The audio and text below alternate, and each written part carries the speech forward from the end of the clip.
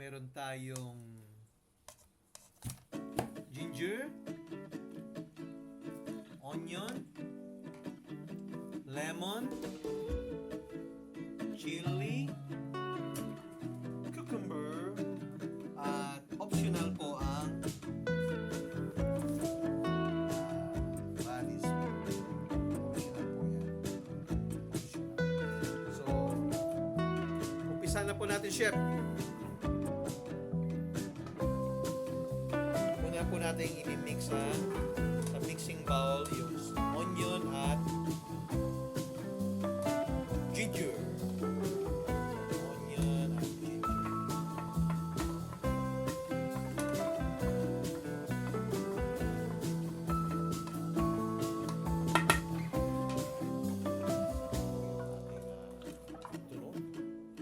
Tapos, ang ating green at red chili.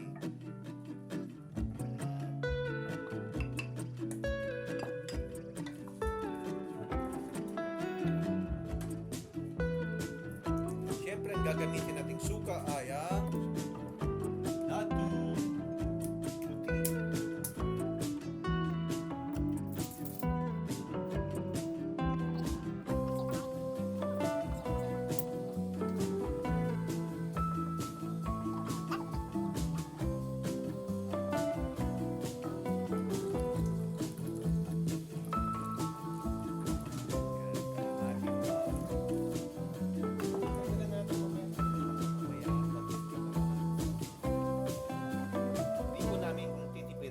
Gusto namin masarap ang aming kilawin. Amoy! Amoy pa! Amoy suka na matamis-tamis ang dating. Asin. Isang kutsarita ng asin.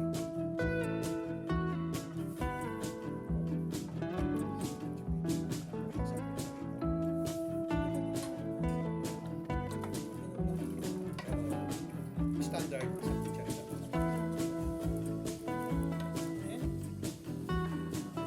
Optional radish. Ano po yan? Yan po yung hinugasan sa asin na radish. Okay? Para hindi ma-flat, mapait.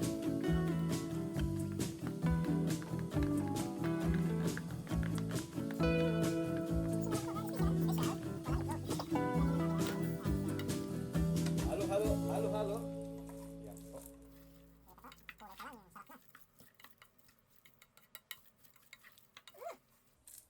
Okay. Tapos ang cucumber.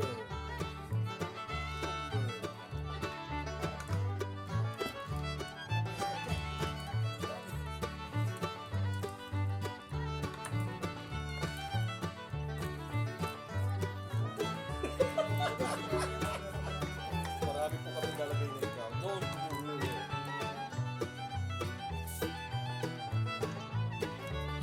Mag-neutralize lang na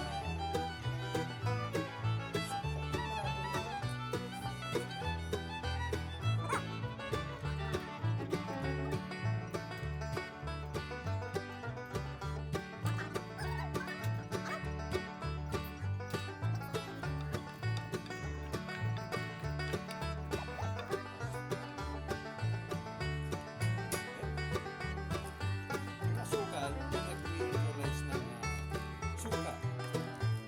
Para yung suka maging special. Ang tawag din sa suka, gano'n na. Suka, special. Suka, ito namin sa mga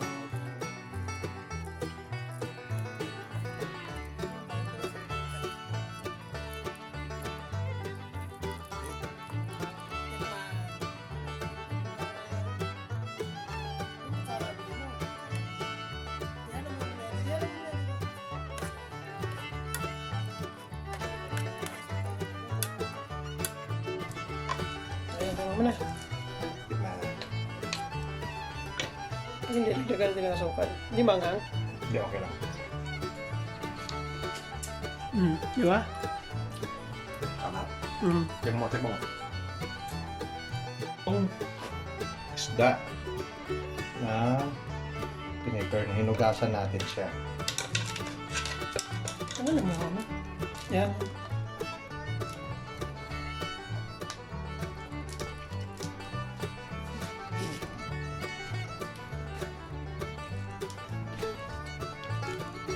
Dapat yung dalawa na dalawa na.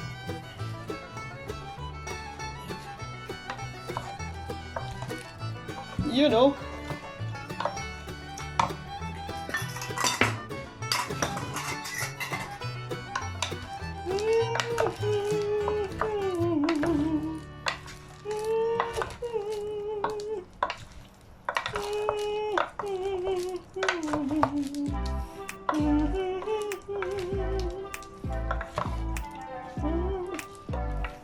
Lagyan ng suka kasi ito, no?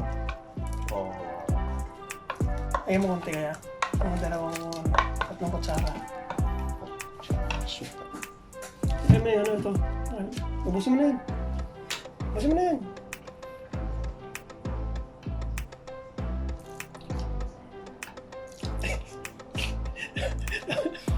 Tatlong kutsara.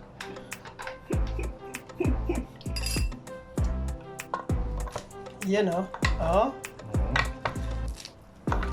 Pag namuti siya,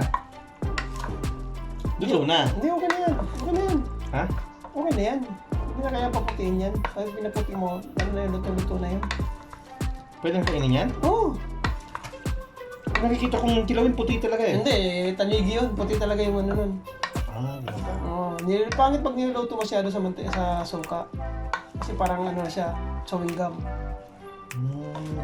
Ayun, tira na. Okay, kuha ka na isa. Tingnan mo. Ito.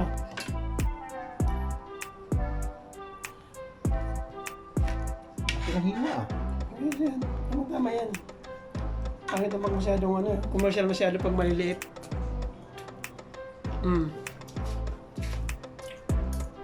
Ano? Sarap.